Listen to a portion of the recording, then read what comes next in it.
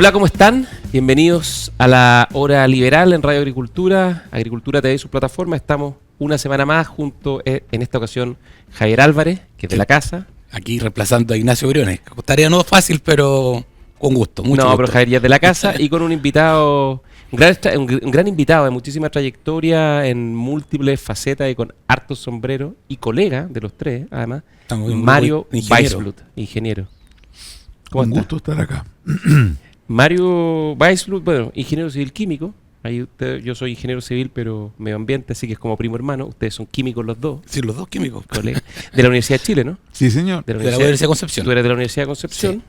Sí. Hoy día investigador del Centro de Sistemas Públicos de la Universidad de Chile. Doctorado en Wisconsin. Fundador del movimiento Educación 2020, que después se transformó en una fundación y que tuvo gran impacto en la discusión de las políticas educacionales en Chile. Ex integrante del Consejo de Alta Dirección Pública, de los primeros consejos, ¿no? Del primero. Del primer consejo, con Rosana Costa. Y María Luisa Abraham. Y María Luisa Abraham. Con la cual me agarré del moño 47 veces. Puede ser. Además, tú fuiste integrante del Consejo Asesor Permanente de la Modernización del Estado entre el 2018 y 2021 y con una beta política porque fuiste también de los fundadores de Amarillos por Chile. ¿Sigues militando? No, señor. Ya no, volviste a la independencia. No, volví a la independencia. ¿Y por qué fuiste y por qué saliste? O sea, fui en un momento de explosión con la pelea constitucional, ¿te acuerdas? Al plebiscito del 2022. Al plebiscito. Me la jugué entera por ese plebiscito. Y como resultado del triunfo que tuvimos de 62-38 nada menos en contra de ese aborto de proyecto constitucional que era una cuestión de terror, ahí se creó Amarillo y yo también. Pero después yo decidí que no era lo mío y no estaba para eso. O sea, fue más bien algo episódico, vinculado al plebiscito. Fue muy coyuntural. Oye, Mario, ¿y quién es Mario Weissbluth entonces? De toda esta trayectoria, de todos estos sombreros, seguramente hay muchos más, personales, familiares. ¿Cómo te definirías tú? Abuelo.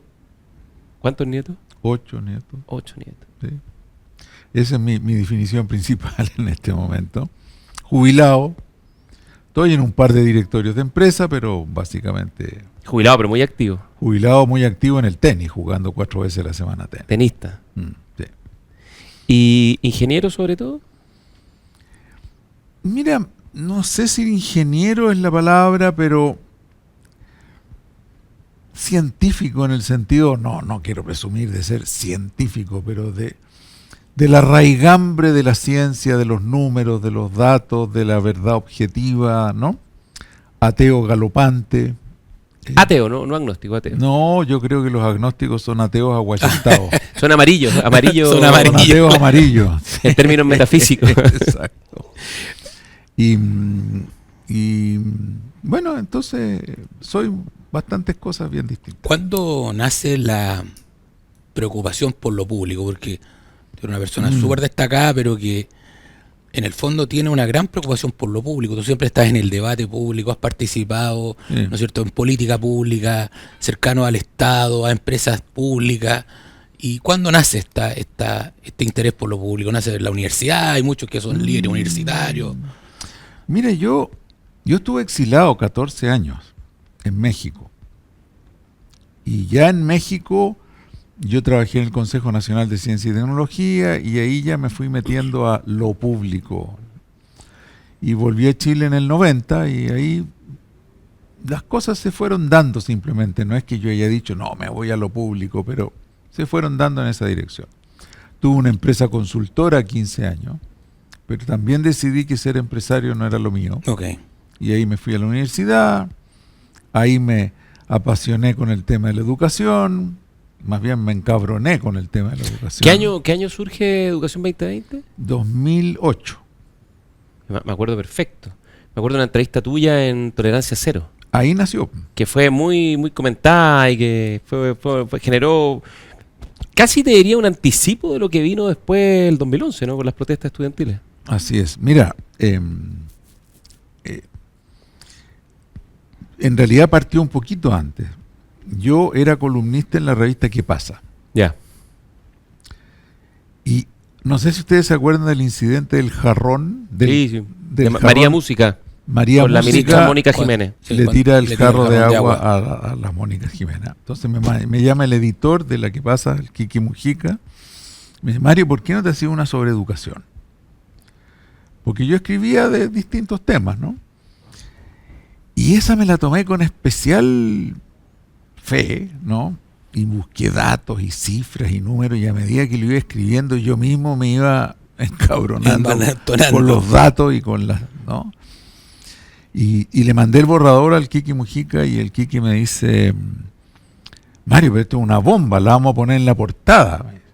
Así que métele más números, más datos, agrándala, cosa que es raro, ¿no? Y le metí más números y todo, y me dice, y bueno, ¿y qué título le voy a poner? Chuta, ¿qué título? El estatuto docente, una tragedia peor que el Transantiago. Chuta, claro, y ese título, Gajardo, el presidente del Colegio de Profesores, no me lo perdonó nunca. Y eso fue justo, justo antes de Educación 2020.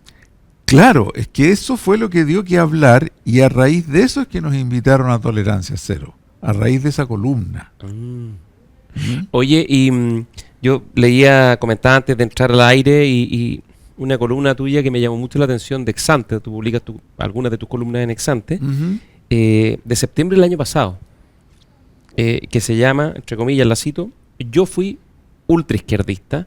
Sí. Básicamente, tú comentas tu historia personal, que en la universidad fuiste ultra, pero igual como que te ríes un poco de ti mismo, así como que te mira a la distancia y dice, pucha, que hacía cabeza de pescado, que andaba en grupillo, y que formabas parte de una célula, después te fuiste al exilio y te afiliaste al MAPU, pero el de Gamuri, digamos. Al MAPU Gamuri. Al MAPU Gamuri. Desde afuera da la impresión de que igual en el exilio, como no pocas personas, empieza a tomar una cierta distancia, ¿no? De esas posiciones más radicalizadas. Absolutamente, sí. Y se podría decir que tu regreso, más bien, algo parecido a un socialdemócrata o algo así, ¿puede ser? No parecido a un socialdemócrata, 140% socialdemócrata. Recién te identificas plenamente. Entonces, yo te diría qué ideología me acomoda, me identifica, creo en ella, es la socialdemocracia, sin duda. ¿Tú serías un nostálgico del laguismo? Totalmente. O sea, yo creo que Lagos fue lo mejor que tuvo Chile. Sí. Pero la izquierda en ese sentido fue brutal con Lagos y sobre todo con su gobierno, su legado. Digamos que más que la izquierda, Álvaro Elizalde y el Partido Socialista, porque se lo echaron. Yo te digo una cosa, él iba a ser candidato, no sé si te acuerdas. Sí, claro, con Piñera el 2017. Sí. Él iba a ser candidato. Yo te digo una cosa, si Elizalde, no sé por qué motivos personales, no se lo despacha, y hubiera sido Lagos el candidato, Lagos ganaba la elección y Chile era otro. Y probablemente no hubiéramos tenido estallido. O sea, ahí se produjo uno de esos puntos singulares, esas singularidades que ocurren en la historia, que te vas o para acá o para allá. Yo creo que cuando le quitaron ignominiosamente la candidatura a Ricardo Lagos, para poner a Guille, a quien yo respeto mucho. Más de una manera muy artera, muy intensa. Artera, indigna, ponle todos los adjetivos que queráis.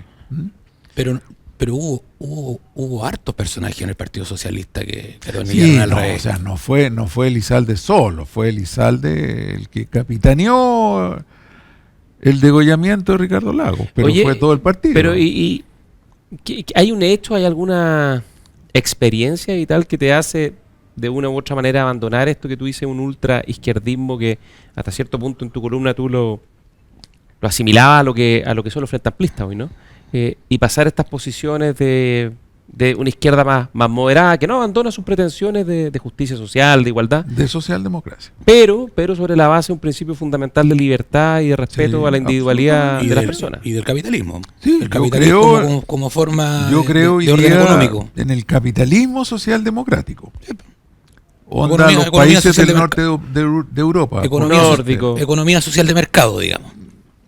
no sé si es bueno, pero en fin, digamos que Dinamarca, digamos que Finlandia, digamos que Canadá, digamos que ese tipo de países. Pero esto es fruto de lo que tú decías antes, de una observación sistemática en el tiempo y progresiva, o alguna experiencia vital que te marcó. No, yo diría que fue un proceso de maduración lento y al vapor, así. No fue, oh, mira, me equivoqué, cambié, no. Ya. Tal vez la caída del muro fue, para todos los que estábamos en el exilio, fue el hecho singular más significativo. ¿Y hoy día tienes adscripción o candidatura que te identifique? No. No. No. Toa no es tu candidata. Por el momento estoy mirando. Agnóstico. Wait and see. Ateo. Amarillo. Ateo. Estoy amarillo en materia de candidaturas hoy día. Ahora, pero Toa debiese ser lo más cercano, ¿no? Sí, pero Los amigos. La fauna acompañante, como dicen en el... la fauna es como en los buques pesqueros. La fauna acompañante. La fauna de acompañamiento. Claro. ¿No? Ahí la cosa ya se me pone... No, yo pensaba que es como el amigo que quiere invitar a la fiesta, pero te deja la duda porque llega con otros jurados desastrosos que te pueden echar abajo la casa. Ahora, tú sabes que yo creo... Las conozco a Matei y a Toa muy bien.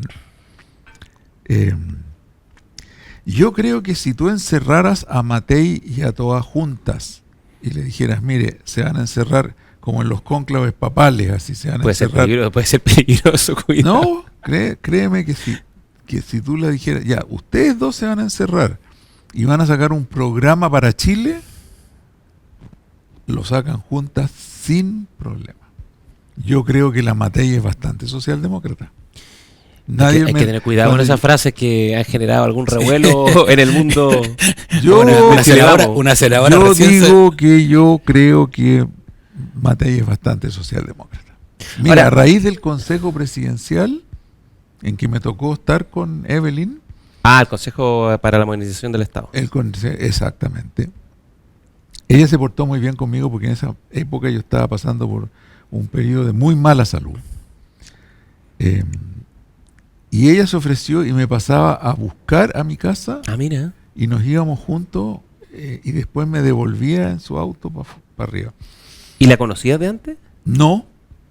Mira qué notable eso. No, se ofreció. No, sí la conocí, pero la conocí episódicamente, ¿no? Ya. Y tuvimos larguísimas conversaciones en ese auto, larguísimas, ¿eh? Y en un momento me acuerdo, oye, pero tú eres socialdemócrata, o sea, las cosas en las que coincidíamos eran totalmente socialdemocráticas.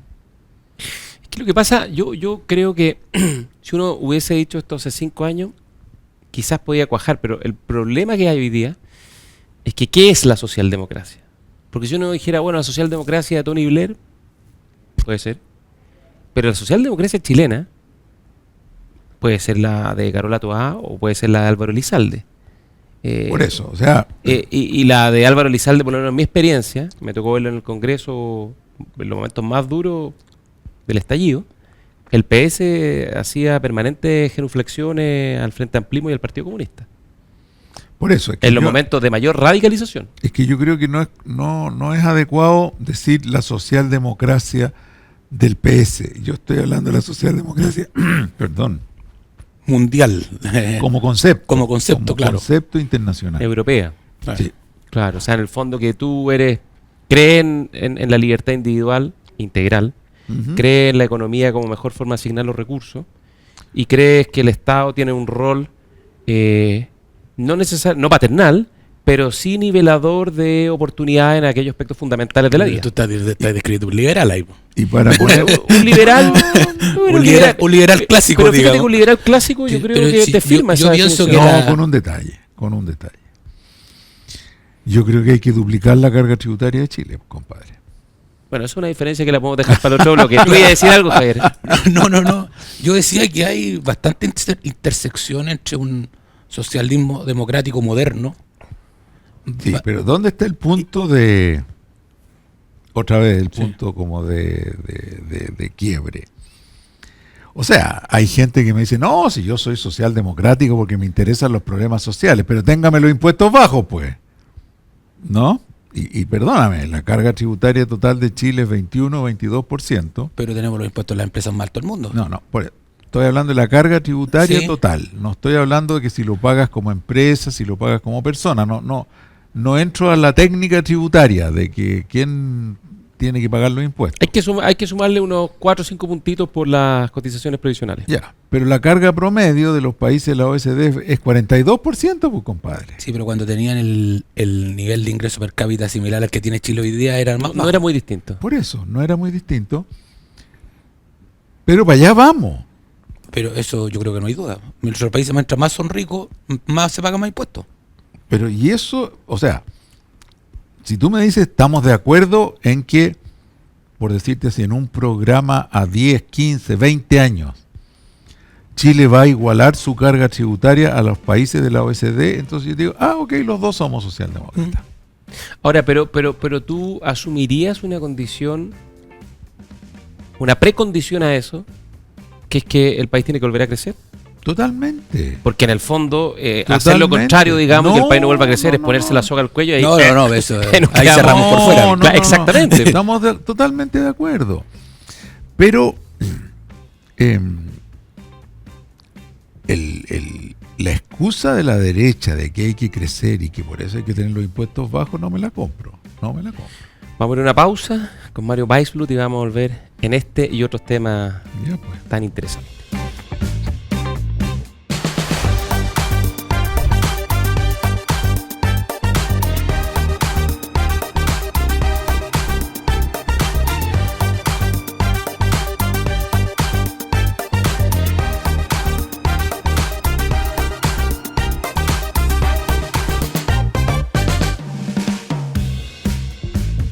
Estamos de regreso en la hora liberal junto a Javier Álvarez, que nos acompaña, y un gran invitado, Mario Weissbluth, ingeniero civil químico de la Universidad de Chile, doctor en ingeniería. Te tengo una sugerencia. A Este ver. programa se llama La Hora Liberal. Así se llama. Llámala de ahora en adelante La Hora Socialdemócrata. Ahí te agarré, ¿ah? No, claro. No, lo que pasa es que el liberalismo, como esta es una frase de Agustín Esquella, ¿no? El liberalismo es un árbol que tiene un tronco común y muchas ramas. Ya. Y algunas muy desviadas y algunas derechamente retorcidas, porque en el liberalismo caen los libertarios, los liberales clásicos, los liberales igualitarios, que hoy día son los socialdemócratas. Hay muchas vertientes y muchas que se autoidentifican como liberales, pero bastante discutibles. Yo por lo menos a mí me siento muy cómodo con la definición a propósito de su reciente partida de Mario Vargas Llosa, ¿no? Que es esta idea de un liberalismo integral.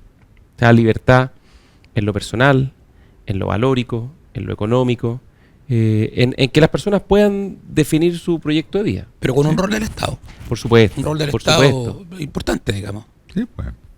O sea, pero es que lo contrario es la ley del más La fuerte, ley de la selva. selva. Es la ley de la selva, claro. Exactamente. Y ahí los que pierden son los más débiles. Oye, Mario, Ujú. a Perdón, me quedé con una balita pasada. ver. Esto de que la carga tributaria ahora es igual a la de países como Chile en el misma etapa de su desarrollo. Sí, pero en los países como Chile en la misma etapa de su desarrollo, tú miras la distribución del ingreso antes y después de impuestos y mejora. O sea, los impuestos se van a los más pobres. Aquí, antes y después de impuestos, es más o menos lo mismo. Cambia poco. Cambia muy poco. Sí. Muy poquito. Sí, y eso tiene que ver fundamentalmente con una razón de que los impuestos personales en Chile, en general, las grandes rentas de impuestos personales las pagan los profesionales y no realmente quienes tienen más patrimonio. Sí. Y ese es un problema complejo a resolver tributariamente. Sí, La tributación del patrimonio financiero y del capital. así es. Y tiene poca solución. Los países que le han puesto impuesto al patrimonio, impuesto al capital, se van a otro lugar. Se va a ese otro lado. problema. Mira, perdón, pero se van. Yo creo que hoy día los empresarios grandotes se están yendo por la permisología. No se están yendo porque aquí les cobran tanto o más de impuestos, porque afuera les cobran más todavía, oye. Si la carga tributaria fuera de Chile es muy alta también, pues. Salvo Entonces, en Delaware y en pues a lo Islas, mejor, el Caimán, en no la sé, isla Virgen, ¿no? claro. en el Caribe. ¿Ah? Sí.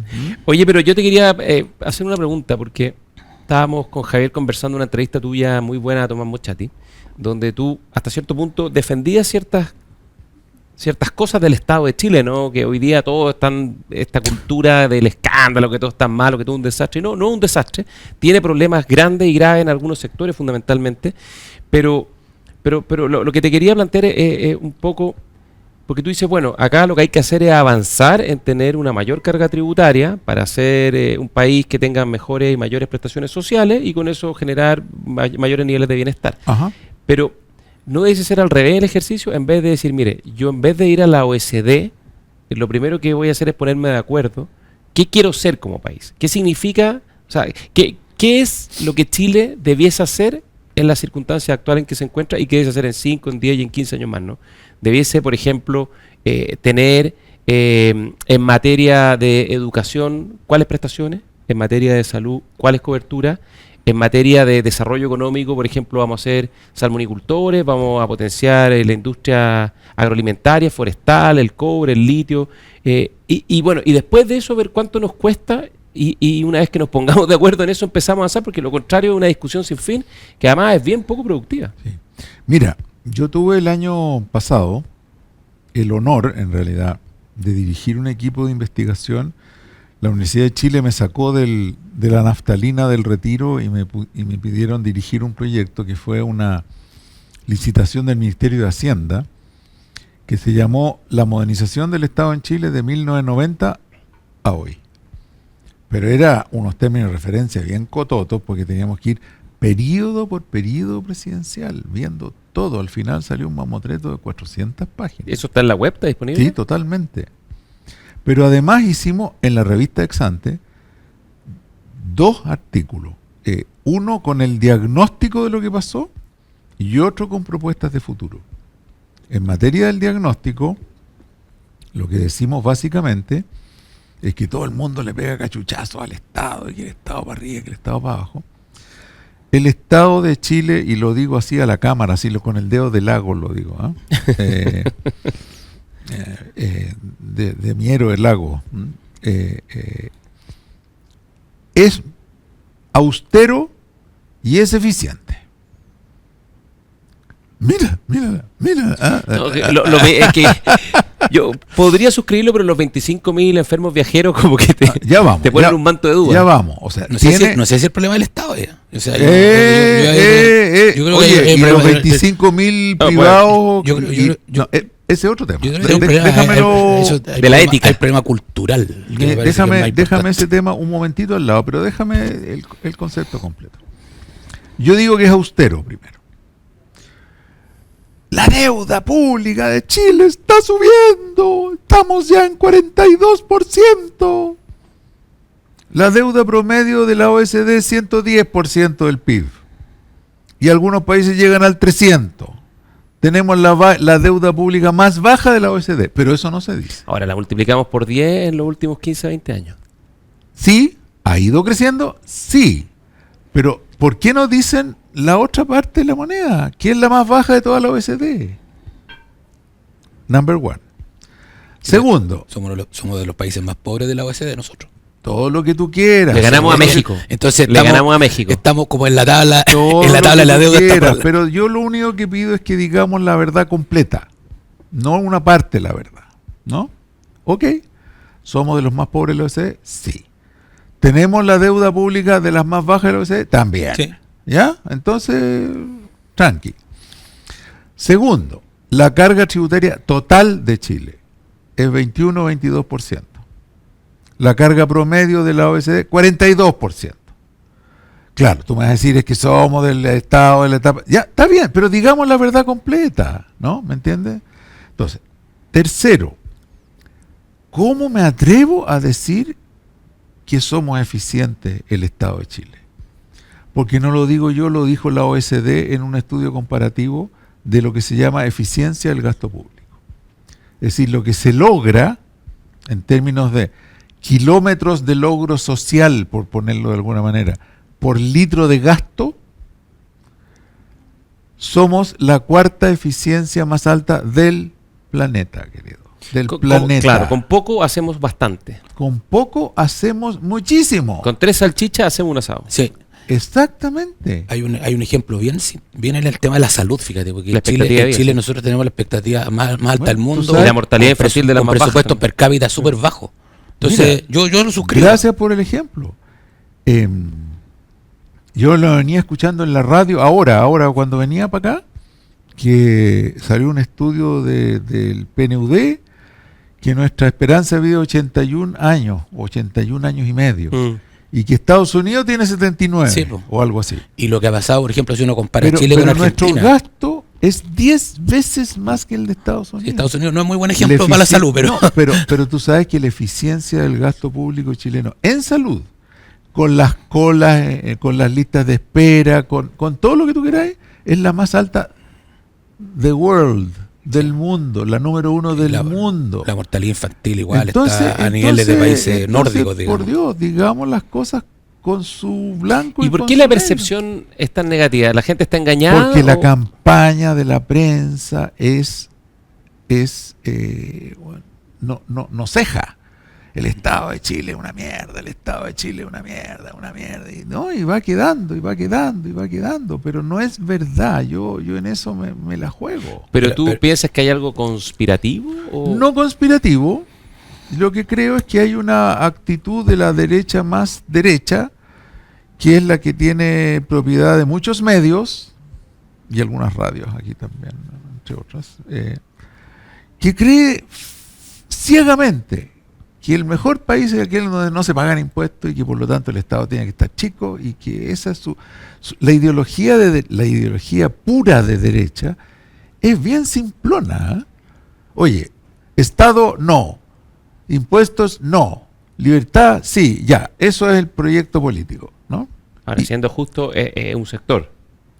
Dije la derecha más extrema, no los liberales como los que están aquí no, en y este conservadores programa de tampoco, radio. Oye, yo defiendo a los conservadores. Tú sabes que las leyes sociales en Chile en buena medida estuvieron muy influenciadas por el rol del Partido Conservador. Sí. A comienzos del siglo XX. Entonces, la educación primaria. Pero solo para cerrar esto, porque tú me preguntabas por el futuro. La primera columna te la voy a mandar, se las voy a mandar ahora cuando saliendo de... Pero de todas maneras. Pero están ahí en Exante, Entonces, el diagnóstico es que es un Estado que con todas sus yayas es un Estado más bien austero y eficiente. Segundo, que los logros de Chile en los últimos 33 años son impresionantes. Chile era en el 90 un país pobre, hoy día un país de clase media. O sea, así para ponerlo en una síntesis. O sea, derrotó la pobreza. Derrotó la pobreza. Sí, Chile hoy día no hay pobreza extrema. Bajar la pobreza del 65% al en 10, el 90, al 11, 12, ¿qué país lo ha hecho en el mundo? Pero después y la indigencia del 12 al 3, no sé. Una pregunta. Amarillo. No, yo les quiero hacer una pregunta porque yo puedo suscribir eso. Y tú me dices, oye, pero bueno, salió por el lado de la derecha más dura, por un extremo, digamos, una visión muy negativa, que hay que echar todo abajo. Pero en buena medida, yo creo, a propósito de tu columna que comentábamos antes, yo creo que eso es una reacción, como hay una acción, hay una reacción, producto de lo que Chile vivió particularmente en la época del estallido, ¿no? Sí. Porque Chile tenía una solución de compromiso, ¿no? Donde como que habíamos acordado implícitamente de que podía gobernar la izquierda y la derecha, pero más o menos íbamos en la misma dirección, ¿no? Un país que crecía, un país que había inversión, que había empleo y que había protección social. Había acuerdo político, que era muy importante. Y dentro de estos marcos, ¿no? Crecimiento, protección social, ir avanzando en mejorar el Estado, más prestaciones. Plan auge, y vino esta ola irracional, educación, ultra izquierdista, que quiso echar abajo a todo, que dijo que todo era una mierda, perdonen la expresión, y que el país tenía que ser refundado porque todo lo anterior era un desastre. Porque no son 30 pesos, son 30 años. Exacto. Tal cual. Y eso provocó una reacción por el otro lado, que dijeron, bueno, si nos vienen con pintura de guerra, nosotros ponemos una pintura de guerra por todo. Estoy de acuerdo. Pero el discurso del achicamiento del Estado no viene post-estallido, querido. Viene, o sea, ha sido permanente, ha sido sin piedad, sin... Pero yo lo discuto, los gobiernos del presidente Piñera 1 y 2 no no iban en esa línea. Que Piñera era demócrata cristiano. Seamos sinceros, ¿no? Piñera era el quinto gobierno de la Concertación. No, yo diría una derecha una vertiente más moderna, nomás, Sí, que creía en el crecimiento, que creía en el orden, que creía en el progreso. Sí, estoy de acuerdo. Ahora, yo creo que es necesario hacer modernización en el Estado. De todas ¿No es cierto? maneras, O sea, de todas maneras. esa sensación como de todas confort, maneras. como que tengan No, un no, Estado no. maravilloso. No. Yo creo que aquí no dije eso. hay tuercas que son ¿Dónde están los lunares? ¿Dónde están? A ver, Javier, el estatuto administrativo. El estatuto de los funcionarios Sí, públicos. funcionarios públicos. No puede ser que si hace alguien más la pega, no se puede echar. Teóricamente se puede echar. Con unos sumarios imposibles. ¿Ah? Con unos sumarios imposibles. Sí, o sea, a ver, pero tenéis razón. O sea, hay un tema, llamémoslo más amplio, del empleo público. Sí, el empleo público. ¿Sí? Porque por otro lado tenemos lo grotesco de tener en contratas y en honorarios como el 70-80% de la fuerza laboral del empleo público con cero protección social. Y que estamos totalmente de acuerdo. O sea, ahí hay que meterle mano. Hay que meterle mano. Perdón, y en abierta ilegalidad, porque a propósito del estudio de la Contraloría, inconstitucionalidad. yo me fui a mirar el ranking de quién eran los reyes de los viajes con licencia. Hasta la Junji primero, de 23.000 funcionarios, 2.500 andaban paseando por el mundo con licencia, 10%. Después lo mismo la Fundación Integra, algo parecido, y después venía la Municipalidad de Arica, que probablemente cruzan a Tacna, y me fui a mirar los datos de Arica en la base de datos de la Subdere, el CINIM, y lo que encontré es que tanto en honorarios como en contrata, tratando de ver cuántos funcionarios eran, porque 719 casos uno iría para la Municipalidad de Arica, es casi todo el personal que viaja. Deben tener más o menos, no lo informan, pero el cálculo que hice unas 1.000 personas, poco más tal vez. Y cuando tú miras contrata y honorario, están en el doble del límite legal autorizado de contrata y honorario. O sea, además ilegal la forma en que se administra la función pública. No es solo ilegal, es inconstitucional. La Constitución es la que dice que tú tenés que tener el 80% de la gente en planta. Claro. Entonces, ahí hay una yaya y Por cierto, el Consejo para la Modernización del Estado, uno de sus productos fue, aquí está el proyecto de cambio de no solo del estatuto administrativo, del empleo público. Del empleo público en un sentido amplio. Y está redactado, está ahí listo. Está listo para el que se atreva a echarle para adelante. Empleo público y un segundo lunar, ¿cuál sería? A ver.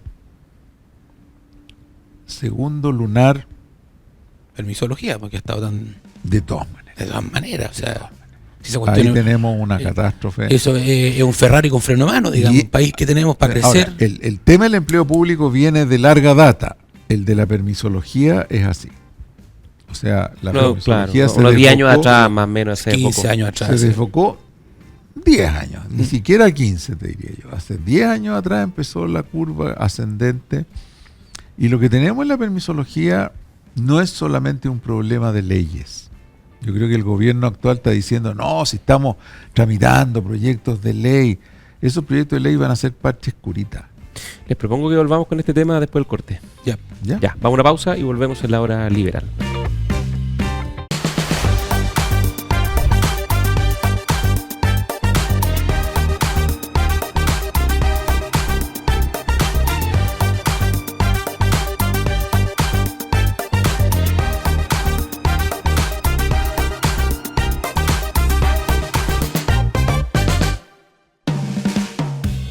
Estamos de regreso en la hora liberal junto a Javier Álvarez, Mario Weisblut, que uno podría decir en justicia un influencer también en jerga actual, ¿no? Sí, en cierto modo, pero no ando tuiteando todo el día. Pero tú eras muy Tuve activo. una época tuitera, pero ¿Y te saliste? Sí, me salí. ¿Y mataste tu cuenta de Twitter? No, ahí la tengo, sapeo en Twitter, pero no. ¿Y la dejaste por razones de salud mental? Sí. Es como el basurero de las pasiones humanas, ¿o no? Mira, ¿sabes cuándo decidí dejarlo? O sea, yo recibía mugre por Twitter. ¡Qué facho de mierda! ¡Qué comunista de mierda! O sea, me llegaba, pero de todos lados, ¿no? Pero el día que un gallo puso, qué lástima que toda la familia Weisblut no fue incinerada en Auschwitz, yo dije ya, o sea, hasta aquí llego. Bueno, o sea, ya aquí toco. ¿Y ese era un ser humano identificable o era un bot? Nivel cloaca. No sé decirte. No, ni me puse a investigar, no me puse a analizar. Muy probablemente son bots, eso es lo peor. No son sé. algoritmos. No sé. No creo, porque los bots replican cosas. No, hoy día crean contenido.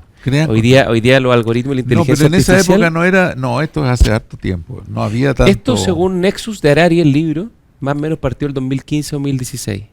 Sí. Y a nosotros nos pegó de lleno para el estallido. Y los algoritmos tienen como función aumentar la audiencia, El ¿no? tráfico. Para el tráfico, porque ese es el negocio, digamos. Claro. Y crean contenidos que generen más caja de resonancia, Claro, o sea, y réplica y retweet. Mientras más sangre corre en el Coliseo Romano. Mientras más barbaridades. Claro.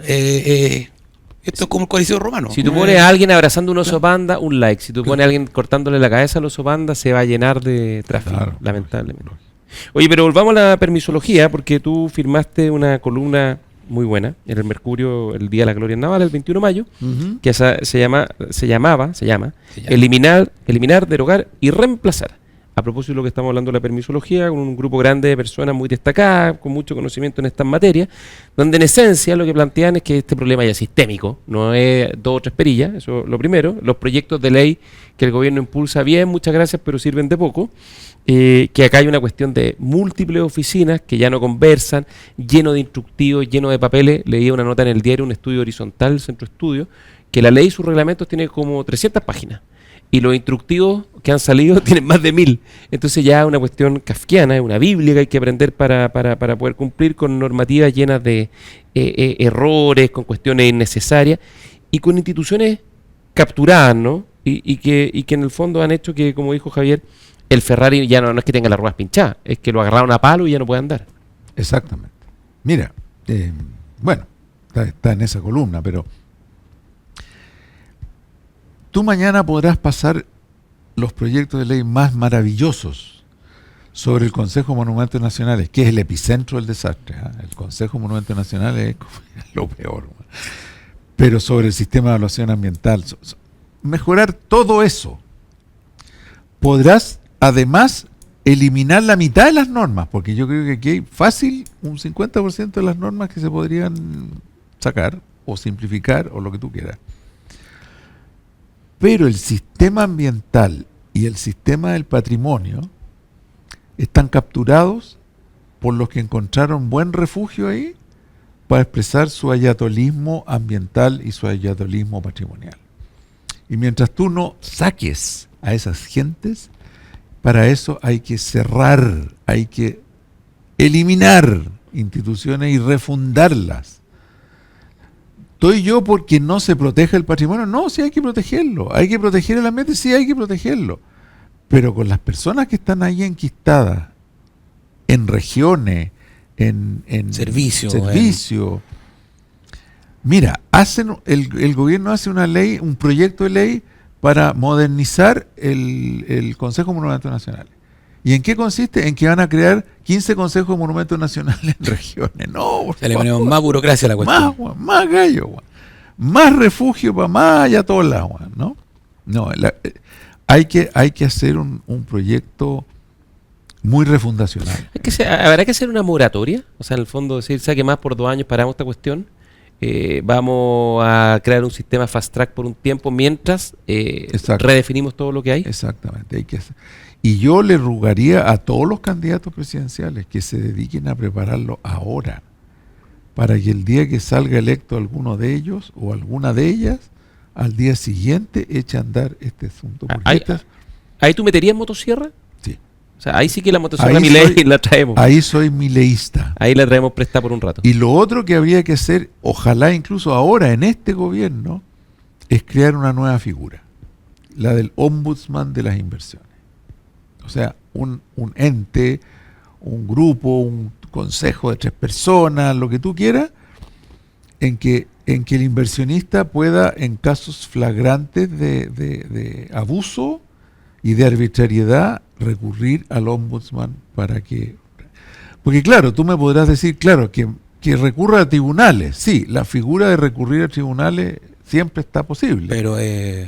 Pero tú sabes que yo hablé con algunos inversionistas, me decían, no me atrevo. Porque si nosotros llegamos a recurrir a tribunales, ninguno de los otros proyectos, o sea, nos ponen en la lista negra y morimos. No, pues además después tenéis que volver al mismo servicio, mismo que te servicio. autorice más permisos Por para la eso, construcción, por operación. eso. Te fiscalizan después cuando el proyecto tú lo construyes. Entonces hay que poner un defensor. Ahora, hoy día existe algo de eso, pero yo creo que no tiene ni un músculo ni no tiene dientes, ¿no? Una Que esa oficina oficinita. de los grandes proyectos. Sí, los GPS. No, pero hay que poner a alguien Exacto. con músculo, con dientes, ¿no? Con peso político. Un Sturzenegger. Sí, no sé. Pero hay que poner a alguien poderoso ahí como ombudsman o defensor. Tú sabes que salió esta semana una nota en algún diario que decía que estamos en el nivel más bajo en cuanto al número de proyectos ingresados a evaluación ambiental. Sí. Lo que se contradice con que la inversión está en un nivel bastante alto, pero que tiene que ver sobre todo por los grandes proyectos, mineros. de amoníaco. Y no, y los de amoníaco en la Los de Patagonia, amoníaco, claro, los de amoníaco que verde. probablemente no se van a construir, Claro. o a lo más alguno irá a salir y en mucho tiempo más, digamos. Claro. Esto es una cuestión bastante ficticia, porque cuando tú... Son megaproyectos. Son Megaproyecto muy de Pero largo la plazo. construcción de un edificio en la Florida está muerto. Está muerto.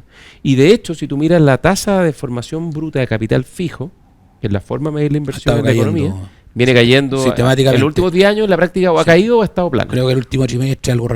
Y a estos personajes, que deben ser 100, 200 funcionarios más o menos, que caiga la inversión, que caiga el crecimiento. Me da lo mismo. No son...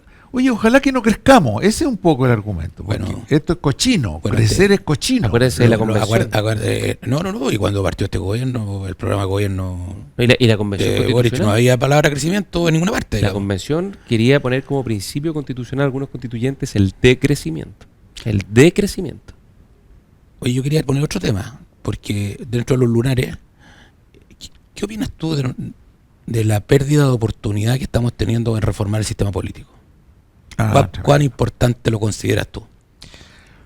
Mira, volviendo un poquito al diagnóstico que hicimos de Chile, decíamos que Chile hoy y el Chile del 90 son dos Chiles.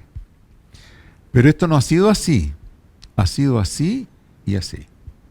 Claro. Todo en Chile se detuvo hace unos 10, 15 años.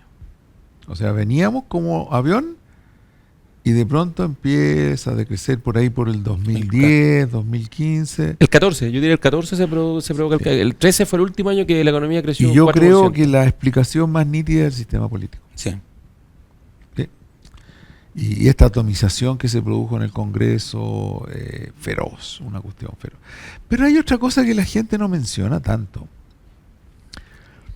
que son los periodos de 4 años con elecciones municipales al medio. Un gobierno llega Y se va. No, empieza a entender cómo funciona la cosa Y el ya se primer empieza a año pedir. y ya empieza a prepararse para las municipales. Claro. Después vienen las municipales y después ya falta poquito más y empieza a preparar. Agrega que si el gobierno que llega es de derecha, la izquierda sale a la calle rápidamente a tratar de meterle Claro. ruido al Claro. sistema. Por eso hay que escoger uno de izquierda. O bien la izquierda podría comprometerse un poquito más con las convicciones democráticas Sí, y estoy respetar, de acuerdo. digamos, Era una pequeña broma, ¿no? la herida. Oye, pero fíjate que yo creo que es cierto, pero no es solo un problema del sistema político. Yo creo que el gran problema estuvo en el segundo gobierno de la presidenta Bachelet, porque a diferencia del primero, que fue un gobierno que más o menos mantuvo la línea de los gobiernos de la concertación, continuidad. le vino a meter, diríamos, como dijo nuestro embajador en Brasil, le vino a meter inestabilidad al sistema. La reforma tributaria, la reforma constitucional, la reforma del sistema político. En el fondo, tuvo una cosa media refundacional que después solo se fue exacerbando. Bueno, yo creo que la palabra que define eso fue la que dijo este parlamentario de que la retroexcavadora, Jaime Quintana. Jaime Quintana. Sí. La retroexcavadora apareció en el gobierno de Bachelet. Bachelet 2. Bachelet 2. Sí, claro.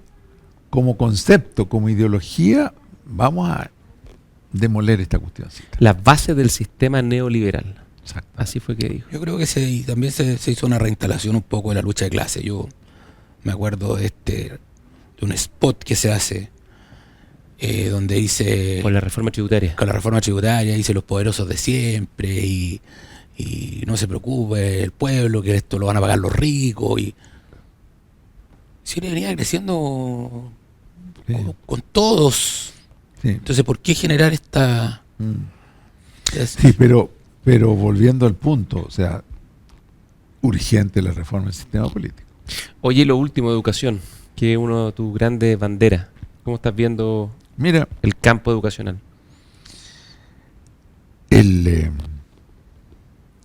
A ver, pequeña anécdota. ¿Cuánto rato nos queda más o menos? 3 minutos. Ah, chuta, ya, no, entonces no. ¿Lo invitamos para otra vez? No, También. mira, el grave error más grande de Bachelet, de ella en lo personal, fue la gratuidad en educación superior. Sí. Eso es lo que nos desbarrancó las reformas de educación. ¿Y por qué? Porque le dio prioridad presupuestal a eso en lugar de dárselo a los educación niños. inicial A los niños, y ¿no? educación básica. Y además yo creo que le pegó fuerte a muchas universidades en el tema de la calidad. Porque al fijar los aranceles, que era la forma de... Pero si O sea, eso fue un efecto dominó en un montón de cosas. Son dos cosas. Uno es la gratuidad como concepto. Mira, yo me acuerdo de una cosa. Nosotros le fuimos a entregar nuestra propuesta de programa gobierno educativo como Educación 2020 a Michelle Bachelet a su comando. Y nos salió a saludar a las cámaras, y estaban las cámaras. Y estábamos de acuerdo en su oficina en que no tenía que haber gratuidad. Estuvimos conversando antes de las cámaras y la televisión. Y yo salgo a decir que no tiene que haber gratuidad, muy contento porque me lo había dicho Bachelet, weón. Y ahí mismo... Y 15 días después, ¡pah!, se da vuelta Carnero 180 grados. Y esa cuestión nos desbarrancó todas las reformas educativas. En síntesis, tenemos que retomar un nuevo proyecto de carrera docente Pero se acaba de hacer una carrera docente. hace 15 años. O sea, con Bachelet fue. Fue el 2015, 2016, Bachelet, sí, Bachelet. 10 años atrás, sí. Pero el punto es el siguiente: mientras la carrera de profesor no sea una de las carreras más respetadas del país, Es verdad eso. por remuneración, por prestigio, por condiciones laborales, olvídate que vamos a tener mejor educación Es en verdad. Chile. Singapur, Corea del Sur, los profesores Olvídate. son Sí, top. Entonces, ¿fue un buen proyecto de carrera docente? Sí, hay que hacer el proyecto de carrera docente 2. Es la única reforma que importa. Pero no hay, ¿crees tú, o también tú, Javier, un problema quizá anterior a eso, que es que da la impresión de que la sala de clase reproduce lo que ha pasado en Chile? Se ha perdido el principio de autoridad, la posibilidad de que el profesor tenga real Estoy de acuerdo. disciplina y comando y control sobre los estudiantes para poder enseñar. Todo se igualó, todo se horizontalizó, y finalmente hoy día enseñar y Pero ¿por aprender es muy dónde difícil. sales de ese hoyo? Con mejores profesores y Profesores. mejores directores. No hay otra, no nos perdamos. Mejores profesores y mejores directores de escuela. Todo el resto es música, es fauna de acompañamiento. Claro, sí. Mi punto es que tú no puedes esperar a formar una nueva camada de profesores. O sea, Es que vaya a hay tener que alternativa. hacerlo. No hay otra alternativa. No, pero por ejemplo, hoy día prácticamente no hay repitencia en los colegios. Prácticamente no, No, hay sí. expulsiones por indisciplina, que es una cosa que sí, no tiene estoy- lógica. Estoy de acuerdo, si hay mucha parche curita que poner en el momento. Pero la solución estructural es una nueva ley de carrera docente. No estoy convencido de eso. Yo creo que además el hecho de que prácticamente hoy día sea imposible ser emprendedor en educación al haber suspendido el tema de la subvención. Aquí estamos entrando podríamos- en... Es que por eso yo soy más Ahí liberal. podríamos Aquí- entrar a pelear, pero Ahí- pero ese pero fue ya otro no, programa. pero Soy más ya liberal. para otro programa. Ahí sí que me la peleo. Mario Weissblut, para ir cerrando, ¿eres optimista de Chile, de su futuro? Chuta. Buena pregunta. No en el corto plazo. ¿Y el corto plazo cuánto dura? ¿2 meses o 2 años? Yo creo que sea quien sea el próximo presidente o presidenta, lo más que va a poder hacer es esta pendiente, lenta. No estamos en crisis, no es un país en crisis, pero lo único que va a poder hacer es torcerle un poquito la nariz, volver del 2% al 2,5%, pero no creo que en el próximo periodo presidencial. ¿Y tú, Oye, Javier? esto es muy difícil gobernar hoy día. ¿Optimista? Yo comparto la opinión. No veo un futuro floreciente. Un Creo que muy buen presidente o presidenta, lo más que va a poder hacer es torcerle la nariz al avión que viene bajando lentamente a que empiece a subir lentamente. Pero un despegue de Chile, un redespegue, como el que tuvimos del 90 al 2015, no lo veo. Mario Weissblut, muchísimas gracias. Un gusto. Antes de irnos, siempre a otros invitados le pedimos Una el recomendación. recomendado. ¿Qué están leyendo? ¿Qué serie Netflix están viendo? ¿O Mira, algún paseo? Vi una cuestión que yo me la perdí cuando salió, que fue un documental del 2018 hecho por Emil Kusturica sobre Pepe Mujica. ¿Y dónde está? Está en En Netflix. Netflix. En Netflix. Se llama algo así como Métete. Pepe. La vida de Pepe o Pepe. Netflix. Sí. Mira, te digo una cosa. Yo no la he visto, Yo vi pero- una película en Netflix que es bien interesante, pero documental no había visto. Mira, métete a Netflix a ver Pepe Mujica. Es emocionante. Ese es el tipo de líderes que necesitamos. ¿Y Javier? ¿Algún recomendado antes de irnos? Eh, La NBA, los playoffs. El Eternauta. Ah, está buena. Está buena, ¿eh? Darín en Es Netflix. que a mí me encanta más la ciencia ficción, esto No, yo la con vi. marcianos, con cuestiones No, raras. está bueno, a mí también. Oye, y están ustedes invitados. En julio sale mi primer libro de ciencia ficción, Ah, vamos, de todas Ah, maneras. lanzamiento. Felicitaciones. ¿no? ¿Tiene título ya? Tiene título, se llama Ecos de la Soberbia. Ecos de... Mira qué nombre. Bueno, Oye, yo parece que estamos todos auspiciados por Netflix porque mi recomendación es una serie que se llama La cacería de Bin Laden. Son solo 3 capítulos Lo vi, en Netflix. oye, Impresionante. impresionante. ¿Se ha- Yo había visto una de Bin Laden hacía 10 años atrás, sí. pero esto es las tripas del El de lo que tejemaneje, pasó. pero lo más impresionante es que le pusieron micrófono a los agentes de la CIA. Que salen todos a rostro descubierto hablando de incluso las diferencias y las críticas al gobierno federal. Es muy, muy Y impresionante. metieron la pata en la cacería del Bin Por supuesto Laden, que ¿eh? sí, pero véanla en Netflix, La en la vamos a casa ver. de Bin Laden. Ya, nos Yo vamos. la comparto. Nos Ya. pilló la hora. Mario Weissblut, Javier Álvarez. convertido en un poco más liberal, yo creo. Un gusto. No, más bien usted- Nos tenemos que ir. Chao, chao.